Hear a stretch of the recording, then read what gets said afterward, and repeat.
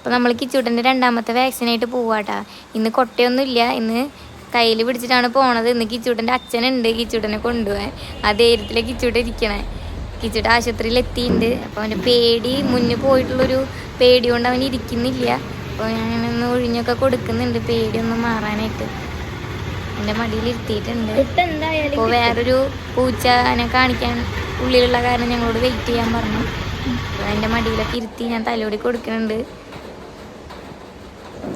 നല്ല വിറയിലൊക്കെ ഉണ്ട് കിച്ചുമണിക്ക്. കഴിഞ്ഞ് ഞങ്ങൾ ഇപ്പോൾ കുത്തിവെക്കാനുള്ള സ്ഥലത്തേക്ക് പോവും.